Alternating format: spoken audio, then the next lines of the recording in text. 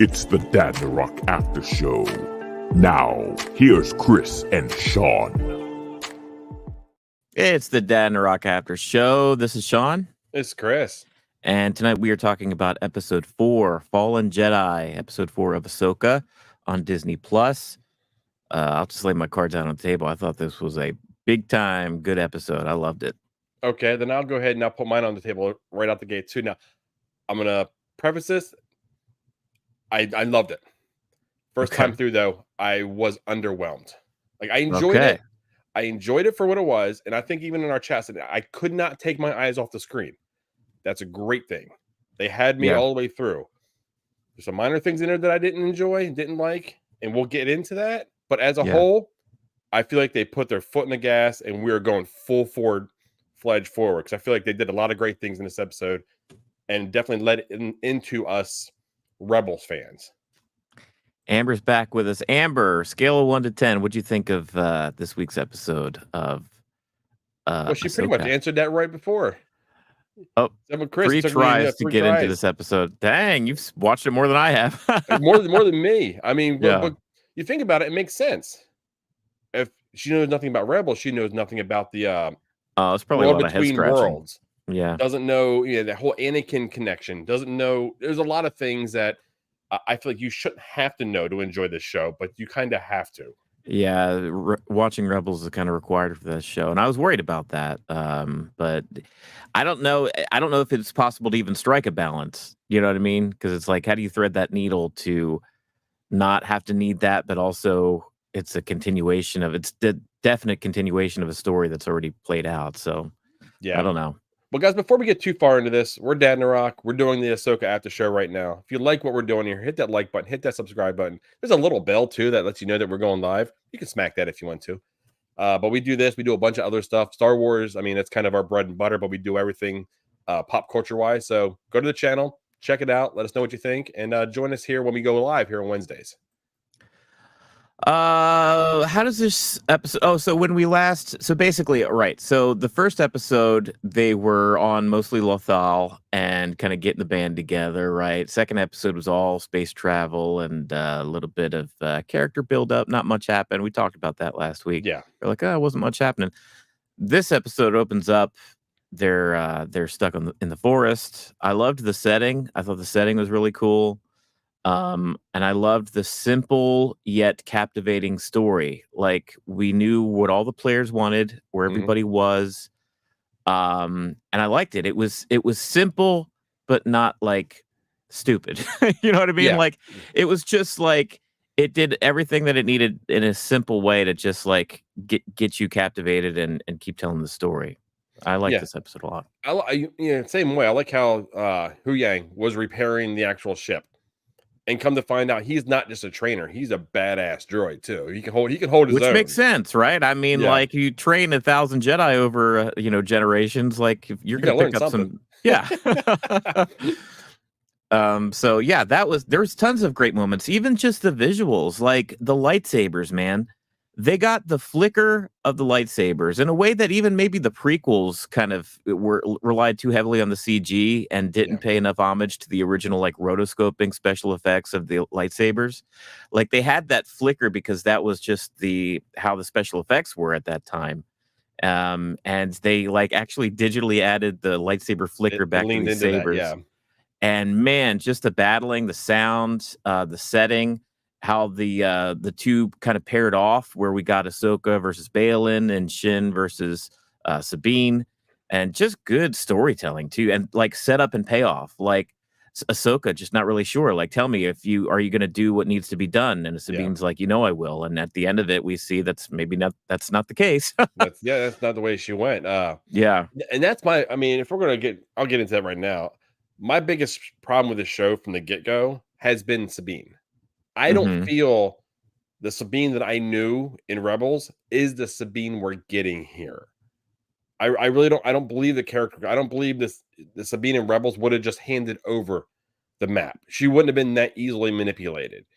I feel like she would. I don't know if she would have destroyed the map, but I feel like she would have done something to try to alleviate the situation. Yeah. So that's my one gripe about the episode. Right. And there were some things about the fighting which I want to get into, which I really enjoyed, because if I was paying as close of attention as I thought I was the first viewing, I would have seen the ending coming. Yeah. They telegraph it for you. If you're paying attention and the way Ahsoka's fighting, you would have seen maybe not the world between worlds coming, but you would have seen the ending coming on, how it ended. Right. Yeah, there was an Anakin name drop by Balin halfway in the episode. So, yeah, I totally agree with that. Amber says, I find it odd that lightsabers were meant to be super heavy, yet Ahsoka can whip hers around with one hand, but I feel like there's some continuity errors throughout all of Star Wars. Well, which, that's fair. It's like 20 yeah, but movies or Ahsoka's something. also always trained with two. So hers are a different type of lightsabers. So she always had two going at all times. So it's kind of, and that was one of my things. It's like she decided to fight. We'll get right into it.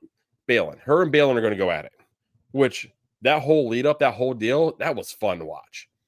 Yeah. But she's going up against a Jedi Knight, Jedi Master, quite frankly. And she never completed her training. She learned the rest of whatever it would be. Whatever it would be. You know what I mean? If she was still within the order, she wouldn't have reached those levels yet. So I would think, even though she was training at such a high level with Anakin, she was training at that high level with both her lightsabers. I would think she would need both those lightsabers, because that's what she needed to fight Maul, to defeat Maul. I think she would go to what her bread and butter was when she was fighting him. I don't know. I think that's getting a little too nitpicky. There's a lot of time. There's a lot of Ahsoka that we haven't seen. You know what I mean? Like, this is not Snips Ahsoka. This is not Clone Wars Ahsoka. This is an Ahsoka that's been through the shit. And, maybe she's not a Jedi maybe this Jedi Master isn't quite on his snuff either. He keeps getting compared to Obi-Wan Kenobi, A New Hope Obi-Wan. And, granted, he's probably a little bit more handsome than Alec Guinness was back in 1977. But he's, maybe he's, I don't know. I never even had that thought as they were fighting. I just saw Ahsoka, who I know is formidable, who Balin knows is formidable, was a direct apprentice of Anakin freaking Skywalker, who was able to hold her own and survive Order 66, even though she's surrounded by a whole platoon of, of clone troopers. Like, Ahsoka's, she's like, it's going to take a lot to end, and ultimately she is defeated at the end of this. Well, yeah, and that's, I mean, that is what it is. I just thought it was odd that if I was in a position where my strength or my comfort was with two weapons, I would fall into that comfort with two weapons. But like I was saying, the way she was fighting, though, because we were paying attention, she went to that low guard at the very beginning when they were getting ready. And Balin fell back into the Qui-Gon stance. And we even have a picture of it here. She's right there with the low stance. And then I like how he slides his feet back, and he's in that stance that Qui-Gon fights. And we know that, through all the chronological stuff, if you look back into it, there was a relationship. I don't know if it was Padawan Master with Balin and Qui-Gon or not, but that's the same fighting style, which I thought was really cool. And that was when I started realizing they are letting us know where we're going, because even Ahsoka did the high guard a couple times this episode. I also think that just timeline wise, story wise, how old these characters are. We never saw Alec Guinness flip around and do Jedi jumps and flips and twirl his lightsaber around, right? Because that's because Alec Guinness there's real world reasons why we didn't see that. But headcanon, and throughout the decades of storytelling, is that it's actually a different fighting style with the lightsabers. Instead of huge flashy twirls and jumping around, you lessen the amount of energy you put out. And each move that you make is exactly what and where it needs to be at all times. Yeah. That's what makes old Obi-Wan so formidable, even though back in the day he was jumping and flipping and do all that stuff. I mean, the fight between he and Anakin on Mustafar, compare that to the stuff that you see him and Vader on the Death Star or whatever. it's night and day because it's two different styles and it's two people of different ages. Anakin's messed up in a suit that's keeping him alive, and he can't jump around like he used to either. So it's like it's one of those things where I bought it and I saw it as like these are two Jedi that have been around for a while. Balin's got some age on it. Maybe between takes you could see him like cracking his back and being like, oh, that sucks. And Ahsoka's older. Ahsoka's been around for a long time. So I saw it as older Jedi adopting a fighting style that was more in line with how Jedi of that age. Plus, we're in a post Return of the Jedi era too. And I don't know if you'll ever see. I mean, we've yet to see it. It's hard to see it, but Luke Skywalker at the end of Mandalorian season 2, there's no doubt that he was kicking tail in the hallways of that spaceship with all the droids and stuff. Yeah, very formidable. But even that wasn't necessarily the same sort of jumping and twirling and stuff that you would see from the Jedi in their prime, say in the prequels and stuff. So yeah, I think it's just a different era. That's how I saw it anyway. Yeah, because it's something I think I've heard people talk about as well. We're not seeing the jumping, the twisting, and everything that we're accustomed to Ahsoka fighting, her that kind of fighting style. And I don't know if it's maybe just the CG they're not going with, for the show. Because we've seen all the force jumping and everything through the other movies, just not at this level here. And I mean, I guess if you want to lay into maybe it's a little bit older, a little more wiser, a little more seasoned fighting styles. I guess I can lean into that. I can agree. I can go with that. Amber says, hey, now I'm probably close to age in Ahsoka. Don't call her out or old. I think Ahsoka's supposed to be older than Rosario Dawson is, honestly. I think because, I mean, she would be not that. I mean, she was younger than Anakin, but not by much. Like what, like 10 years or so? Something on those lines, yeah. Yeah, so it's like, if that. So, I mean, like, if you think how old Darth Vader would be post-Return, this is like 5 years post-Return of the Jedi. He was old, that he was 55, he was 60, so she'd be like 50 or something now, which maybe Rosario Dawson is like 50 now. I don't know, but I'm just saying, it doesn't matter. No hate to Ahsoka or Rosario Dawson or Amber. Yeah, not Amber. Absolutely not Amber. No, definitely not. Let's see. I'm just thinking, like, what else happened in this episode that I'm trying to praise? The ship at the very beginning, I had a lot of fun with. When Huyao got jumped, and all of a sudden his head knocked out the power, and then Sabine and Ahsoka came outside, and I thought one of the coolest things when Ahsoka used the Force, grabbed the dude, threw him in a way of a bolt. His buddy shot him, and then she took out that guy behind him. I was like, that's bad. I mean, I like that. I was like, that's a pretty slick move. Yeah, I liked it. And I like that we got to see Sabine lean into her Mandalorian side where she knows she's not quite ready to just like, although she does bring out the lightsaber eventually. Initially, though, when she first goes at it, it's, firing off those pistols and leaning towards that. That grappling hook thing she's got on her wrist. Yeah. And, we even seen her block a lightsaber or a bullet with the Beskar on her wrists. Yeah. Which was a pretty cool touch. Yeah, and I still like Shin. There's something about Shin. I don't know if it's because she's a woman of few words but she's like very intimidating. She has that Darth Maul feel to her. Yeah. She really does. She's like, she doesn't say much, but when she does, it's very cutting. And she's got a look about her where she just like peers into her enemy. And like, I believe like she's just leaning towards the dark side. I could feel her anger. Said, you have no power. Yeah. Oh, well, because Sabine did that little force push and it basically just like did that as opposed to like sending her flying in the air. And she was just like, that was a weak sauce. You suck. Oh, I love the little homage to Vader too at the end when she's choking her. Mm-hmm. And then, Balin's got to tell her to release her. I'm like, oh, I wish she just went ahead and went through with it, buddy. We can't kill Sabine.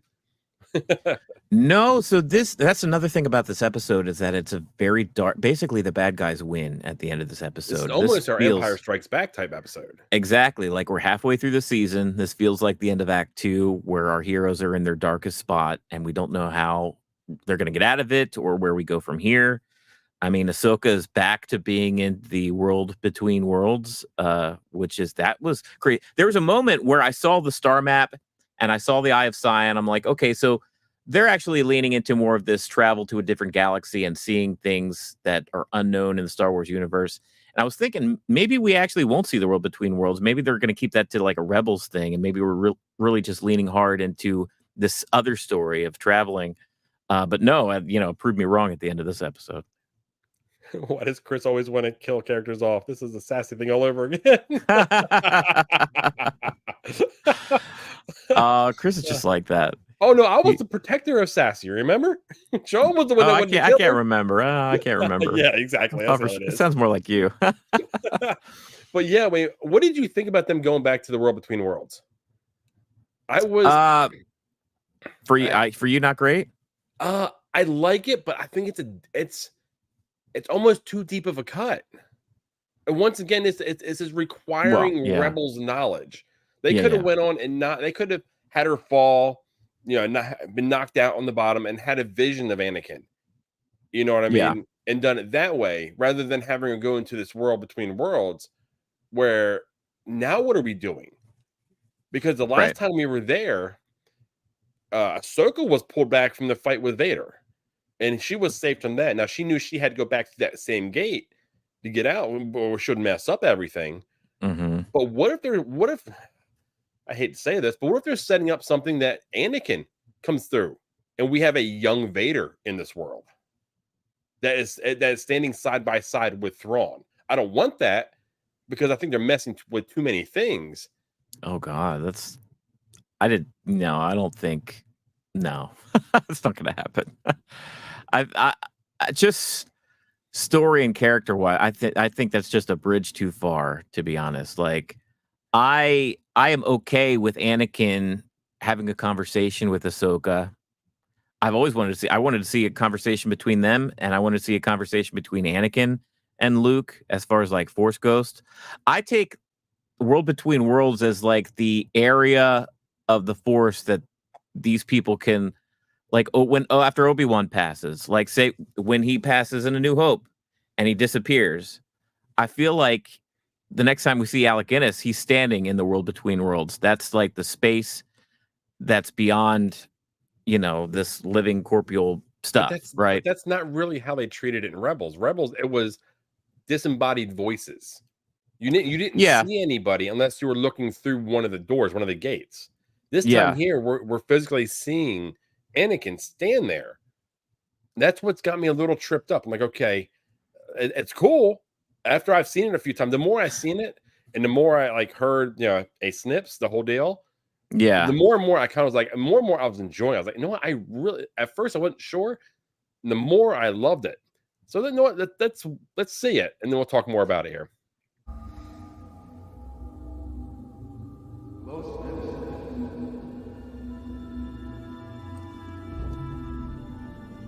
Master? I didn't expect to see you so soon.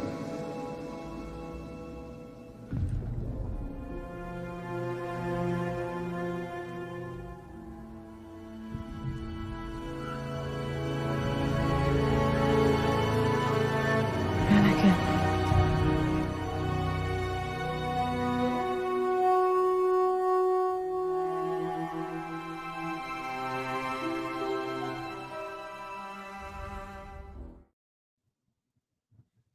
Yeah, I mean, that's, I don't know. I'm kind of confused by how that all played out. I definitely get what you're saying, because it was just voices last time. And this whole place, this World Between Worlds, is so nebulous, so ethereal.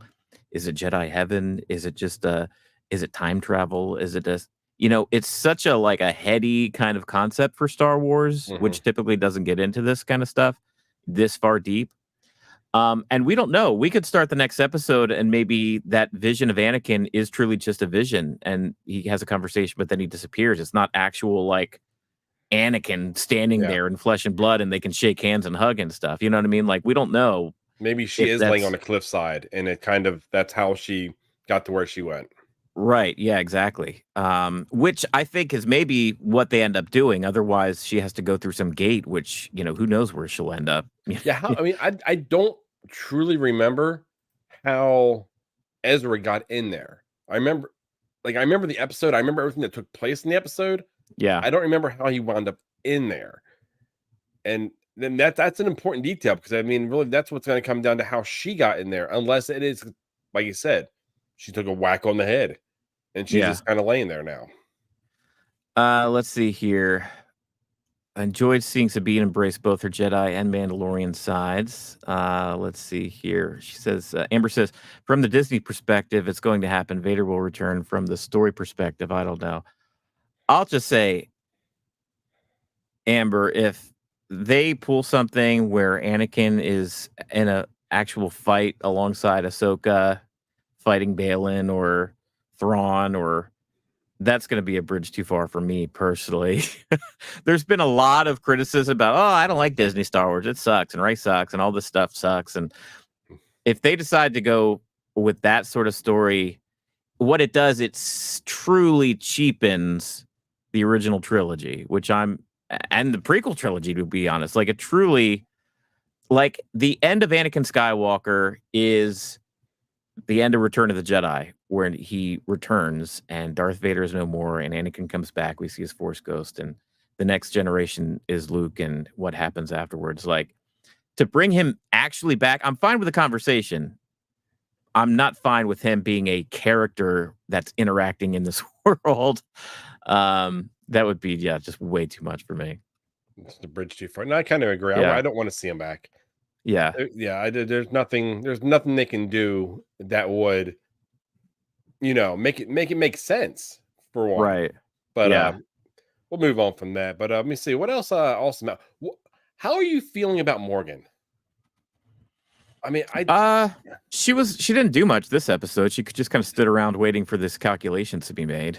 I'm just not buying it. Like, I so badly want, the Night Sisters and everything to return. Yeah. And I was holding it. I was like, I'm gonna take this. I'm gonna go with it.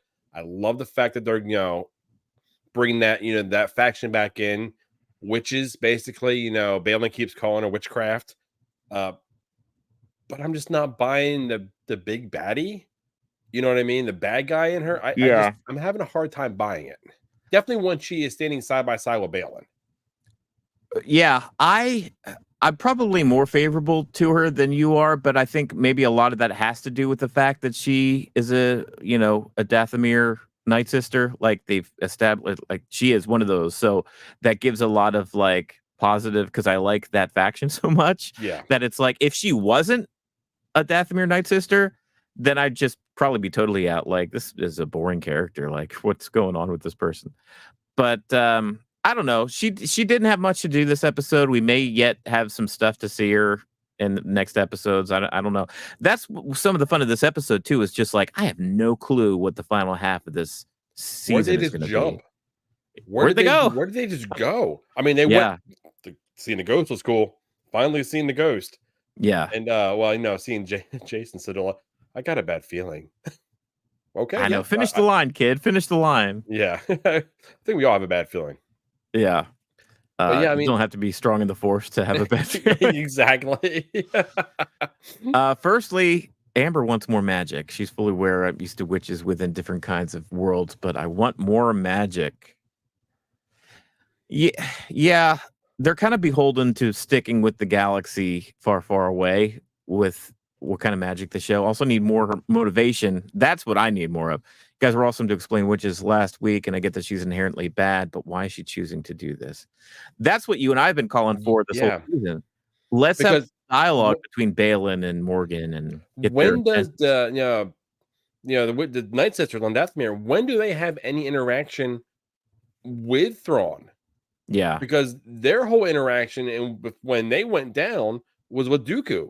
They double crossed Dooku, and Dooku was sent in his army and pretty much wiped him out. Which leads us to Mark. We were all so wrong. Everybody on the internet was so wrong about this character. And the way he died leads me to believe he was a Night Brother. I think he was because the way he died the exact same way that the Night Sisters, when they were put in a cocoon when they died, when they came back to fight, when they were cut down, they just kind of faded away into dust. Yeah. Which leads me to believe he was someone that she had, and she was able to get put aside in some type of cocoon, turn him into an actual Inquisitor. And then when he fell the same way they fell. See, I thought it was a totally different reference to a totally different thing, and you may be right because we do have Night Sister magic involved. But I know where the trilogies end up, and I like. There's a portion of a book I haven't read this book. Maybe you have. I don't know, but there's a portion that's post Return of the Jedi where Luke is doing his exploring, and he finds a Sith holocron. It transports him to some world, either in his head or whatever, where he's trying to fight these shadow figures with his lightsaber, and they're just Okay. surrounding him. His lightsaber's going right through these smoky, shadowy figures, and they almost get the best of him until he finally like pops out of this thing. And now that's just an excerpt from a book. I didn't read that book, but that sounded very close to what that was.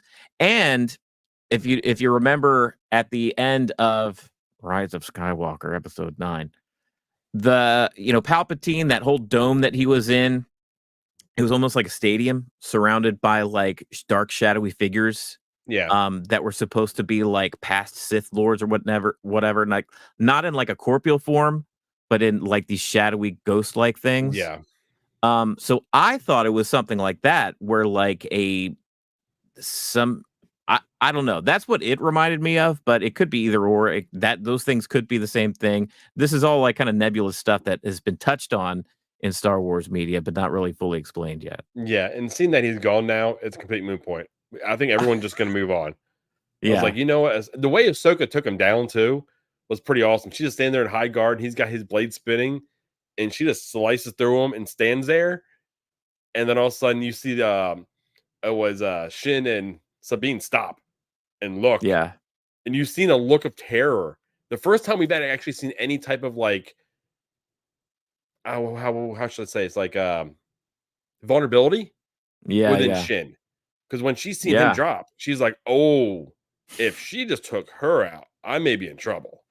Or she just And took him out, I'm in trouble. that's a classic Sith or Dark Jedi, thing is overconfidence, just thinking you've got these Jedi in the palm of your hand. And then, yeah, if you have something that goes against that thought, I can imagine it shook her out of her system. Yeah, for, Well, that, for that leads sure. right into what we were talking about, how the last episode ended. When Merrick was like, you know what? Send them all, hunt them down. And then at the beginning, Morgan's like, they're not going to slow them down. And he's Yeah, like, well, those two will. yeah. Because we were talking about that. They're gonna slice them down with ease. Amber says, note, I love Chopper. Came back for a quick guest spot. Wouldn't have minded more David Tennant, but thought he was pretty great for the time Hu Yang was in the episode. He had a great line that was very foreshadowy. Please tell me you're going to stick together. You just do better when you're together. Yeah. And they ended up not sticking together. And what happened? Yep. Hu Yang, every time he is on the screen, he steals the show. Yeah, yeah. Every time he's on the screen, it doesn't matter if all three of them are there together. If he's there and he has some type of like talking role, he's taking the whole screen away from the other two characters, which is funny if you think about it. I love it. Next, I want to see, Jason and Syndulla or Hera Syndulla land with oh gosh, was it Carson, the only surviving X-wing pilot? I think there was one more. They didn't actually Oh, there cue might in have on been him, one but more. those two X-wing Yeah, pilots that survived. I want to see them land on planet, pick up Hu Yang, and then go find Zeb finally, and I thought we continue were their going to side get him. story. I I thought for thought sure so he was going too. to be in an X-wing. Yeah, it would have been natural because the last time that we saw him in the Mandalorian, he was in an X-wing pilot outfit. So I don't know. Maybe we'll get there. I don't Well, know. that would be a crime if Zeb is not in this damn I'm season of starting television. to think we're not going to get Zeb. The more and We more we may go into not. deeper and deeper we get into it, the more and more I think we're not getting him. But you know what does surprise me is as entrenched as we are in the Jedi stuff and the story of Balin and what they're doing in Ahsoka and Sabine, they do keep cutting back. I thought that we maybe wouldn't get Hera in this episode, but we do. We cut to Hera and she, Once she's a rebel, going out. always a rebel. Yeah, and we had some good Hera stuff and Rebel stuff, or not typically Rebels, but yeah. But it keeps the story does keep flashing back to their B plot, which I do appreciate because I don't want to not see those characters. I definitely want them in the show. She has no crew anymore. It's just Chopper and Jason. It just seems Yeah. weird seeing the ghost and seeing it empty. Yeah, it is weird. They need to fill it back up. So where do you think this is going? We got the calculations. Are we going to see Thrawn? You know what? I'm going to say we are going to see Thrawn. I'm gonna give you the answer. And the reason I think we're gonna see Thrawn, I think it's gonna almost be an hour episode. And what's leading me in all this is I don't know if you've seen this or not, but Star Wars dropped something on, I guess it's X now, that they are screening this episode 5, in the theaters. So yeah. I don't think they're going to give a meh episode screen time in the theaters. So I think we're getting Thrawn. We may get both Thrawn. We may see Thrawn and Ezra both in this next episode. I wish it was playing around me, but apparently it's just going to be like New York and I looked Chicago into it. Yeah, it wasn't in our zip code. It wasn't in your zip code. I'm like, man. Yeah. That was kind of a bummer. I think you're right. I think we do see Thrawn next episode. I think, we've had enough lead up. Just give us Thrawn by this point. It's going to be episode 5. We're more than halfway through the series. I'm wondering if maybe we see Ahsoka return the favor to Ezra, because it's Ezra that pulled Ahsoka out from her death in the World Between Worlds in Rebels. I wonder if somehow, now that she's in there, whether she's actually in there or she's just consciously in there or whatever, maybe we see her do the same, and she's the one that finds Ezra either trapped in the World Between Worlds or sees a gate, on a planet that he's stuck on or something. Just enough clue to be like, I know where he is. I was going to say, even if he came through the gate, though, you would have to go back through that same gate. So she couldn't bring him through that gate and then through the one she came through, because that's going to mess up, I guess. Right. Even if she just uses the World Between Worlds as just knowledge, just like, oh, I know where he is now. That's enough to be like, before I go catch up with Sabine, let me go rescue Ezra, that kind of thing. Yeah, it's going to be interesting. I think we're going to get a big episode. They haven't released the runtime yet of next week's, obviously, but if they're putting it in the theater, it's going to be a big episode. It's going to be an important episode. Yeah. When do you ever think that it's possible that we'll see Kylo Ren at any point during this? Kylo Ren? Like a little kid Kylo Ren? Yeah, I mean, you got to see the upcoming, because he's actually the one that takes over and starts running the First Order. So we're in that weird period of time. Something's going to have to take place. When Thrawn is going to be defeated, we know that, because he's not running the First Order. Well, we're not even in a place yet where Ben Solo is training to be a Jedi yet. In this period, Kylo Ren, Ben Solo is still maybe a 5-year-old kid, like where we're at in the story right now. Do we see that eventually? I think it'd be 10 years past this point. Is probably, say that he's 15 or so. That's probably when he starts really being Luke's Padawan kind of thing. Yeah. Okay. And then, so yeah, I think we're still kind of a little far away from that. I'm just trying to connect the dots. I'm saying something, because what they're saying is a lot of people are saying that this is connecting things that are going into the next trilogy, fixing some of the holes, things like that are in it. But I don't know. I'm just kind of talking out loud here. That's what's going on there. What else big happened this episode? We had we finally had the jump. Yeah. And I tell you what my mouth fell open on was when Sabine handed over the map. It was a very typical Luke, I'm your father, join me, together we'll rule the galaxy. It's the Sith thing. You just tempt them with what their innermost desires are.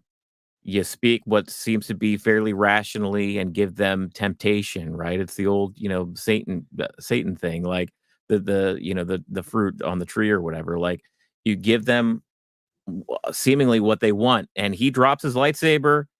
He disengages. He says, Sabine, I know exactly what you're. Any sweet talks are basically, I know what you're after. You and I are after the same thing. We can help each other. Ahsoka's gone. And it was enough for her to give up. Do you think this is a fake, or do you think you didn't buy it? Or I didn't buy the character beat from Sabine, because I feel like that's just not the character that we knew. Yeah. That's the one thing I'm really having a hard time with. Sabine is more so than even Ahsoka, because people are saying Ahsoka's not the same Ahsoka that we know. I feel like I can buy the Ahsoka character in this. I'm having a harder time buying the Sabine character, because Sabine never felt bad for herself. She never felt like, woe is me. in Yeah. any of the the Rebel episodes. Yeah, Right. she's been through a lot. So we'll see where it goes. I think, or is she playing the long card, the long game? Like if they're going, I'm going with them. I'm Right. not staying behind. Now that I think Ahsoka's dead, the only way for me to get to where Ezra is by going with them. And that's the Yeah. only way I can buy this, but I didn't feel like that was the beat that was given. Yeah, I can agree with that. I can see what you're saying there. So we have we had the jump. What do you think of them? Because anytime like in Star Wars history, if there was something in the way, they couldn't jump. This time it was a ring, and basically they jumped, and the ring went through them. And we seen that like static electricity type thing basically affect all the ships. Was that? This was a super jump. This was this was a hyperspeed jump unlike any other hyperspeed jump that we've ever seen before. So I can, let my mind wander as opposed to what that even means. Like maybe they just become pure energy when they go into hyperspace and it wouldn't be matter clanging into matter, like the Holdo maneuver in the sequel trilogy. Like, Yeah, that was the first thing that came to mind. I'm like, yeah. it seemed close to, but not quite the same. I think it's because maybe it's like they are traveling so much faster, they just become pure energy or pure light. And because that's what it seemed like. It was enough of a force to really kind of set them off course and like knock them around. But not, like I said, matter on matter to Yeah, where it just slicing destroys through everything. wings and things. Yeah. So, I mean, that was that. I'm trying to think if there's anything else really.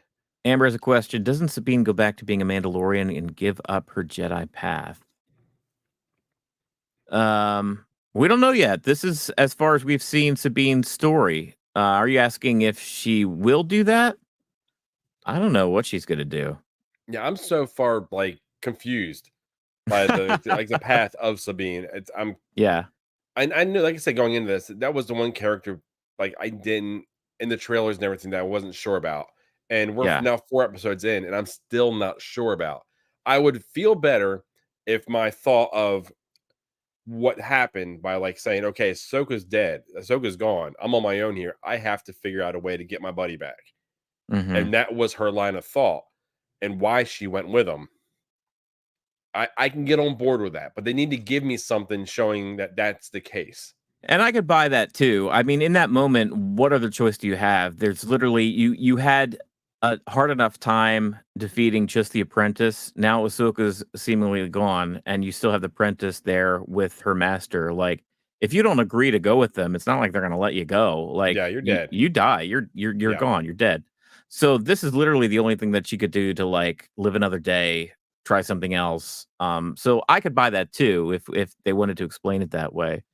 But yeah, I'll just say as far as storytelling telling wise, the moment that she does drop that ball into Balin's hand, I was like, oh, like we finally saw the temptation of a Jedi work, and then instead of saying like no, no, never, or toss their lightsaber Yeah, away, it actually worked this time. I was like, oh crap, this is the map you're looking for. yeah, Then he destroys it. So it's like, yeah. He's like nobody's following us. That was a baller move too. Like, yeah, I love it. yeah, I buy him being a badass for like a better way Yeah, of saying it. Just a badass. yeah. Uh, I'm really interested to see where they're going with this because now that okay, we're on a crash course with Thrawn. The New Republic doesn't believe Thrawn's alive. Now they're going to get a report that 5 X-wings are damaged and destroyed Mm-hmm. from Hera, who went out on her own against their, their orders. Well, where is this going to go? Because we know Hera, she's a commander down the road too, so this doesn't hurt her like standing in any way. But I mean, what's going to be the real effect? I don't. It could go either way. Either what I would like to see is Hera go back to the fleet and be like, "This is what just happened. Here's the energy readings that my ship recorded when they went off into this super hyperspace thing. You could see it's off the charts. There's something weird going on, and I want Mothma to look at the sheet of paper and be like, "Oh, you're right. Maybe we should lend some forces to go out there." Or they'll just keep going with this whole the New Republic sucks and nobody listens to her and she has to go back out and still do more of the same by herself. I could see them going either way. I think they're going to follow the same route. The New Republic is oblivious to what's going on, yeah. and that's how they fell. I mean, that's how they fell the first time. If they're that bad, though, if they're that bad, how the hell are they going to survive Thrawn? Like, because clearly the New Republic still survive into the sequel trilogy, Yeah. barely. They're still there, though. So there's got to be something to where there's enough people still with enough good sense to, like, investigate stuff like this. Yeah, the whole Thrawn battle is going to be interesting. Or does he even? Okay, hear me out on this. What if he comes back and he doesn't battle? What if he comes back and does his own thing, not what Balin wants, not what Morgan wants? He goes ahead, and we know that there's other remnants of the Empire that are out in the outskirts. Yeah. What if he takes his damaged ship? Because I think the damaged ship's coming back, the one that he left with Ezra. That's what that ring's for. That ring is not only to jump, that ring is to actually bring back whatever went with them. Mm-hmm. They get that ship repaired, and he bounces on them. Now the New Republic knows he's back, and now he's lurking because they're turning this into a movie. We know that all this is going to lead to a movie. Yeah. So we're not going to see the fall of Thrawn in this show. No.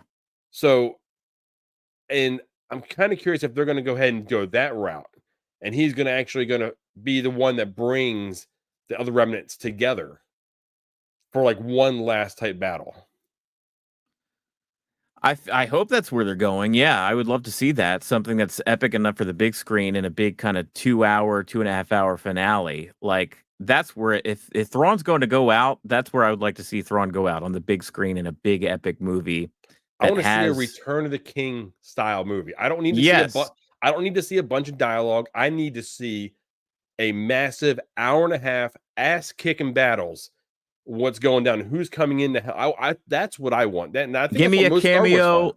Give me a cameo with Mandalorian, and make sure Ahsoka's in there. Give me Force Ghost of Anakin. Give me de-aged Mark Hamill. Just cameo, not like through the whole thing, but like a scene, a shot that Luke, Han, and Leia are off doing this other mission that's vital to the thing. Yeah, I would love to see something like that for sure. Yeah. Like if you're gonna put another Star Wars in theater and it's gonna be an epic conclusion to the Heir to the Empire storyline, yeah, that would be great. Oh, we need some Grogu. Oh, absolutely, some Grogu for sure. Oh, the merch that come flying off the shelves for a movie with Grogu in it. Oh my gosh, yeah, that's got to be what sickening. they're aiming for. Yeah, I think so. Amber also says, just want to say thank you to both of you. I'm very much a casual Star Wars fan, and I very much appreciate you guys kindly answering my probably dumb first true Star Wars fans questions. No dumb questions. We all got to start somewhere. And when I started, Sean was already into it. Sean was into the original trilogy. I came into it in the prequel trilogy. Right. So that's kind of where our fandom starts. So everyone's got. And look, there's been books, comic books, like so many different things, media out there, video games, all the movies, all the TV shows. Like there's like a lot, all the animated shows. Like there's so many Star Wars stories out there. That stuff that like we're not even aware of. Like between the two of us, we've got a pretty full spectrum of knowledge. But you have a lot more of the EU, the old stuff, the legends, and then I've got. See, I didn't even try to go into the legends. I just went in when Disney picked it up. They started their own. This is canon with everything, and I went with all of that. So I've got a lot of that knowledge. So between the two of us, we know quite a bit. Yeah. So yeah, no worries there. We totally understand. Because sometimes this stuff can be, especially because they keep going back and forth into different spots of time, whether it's like after Return of the Jedi or Well, did you see the whole new timeline where like 6, 7, 8 little like where things are lining up? Oh, I saw where they released one like a year ago. I didn't know this was recent. It is like it's kind of mind blowing. I'm like, okay, this is too much. But yeah, we can get into that another time. But I want to get into something real quick, and this is just something real basic. We were shocked that they went to the world between worlds. Yeah. Look at our graphic layout here. It's the world between worlds. We've been looking at it the whole time. They told us where they were going. Well, I wasn't shocked per se because I made this graphic. I was hoping, and I figured that it would make an appearance.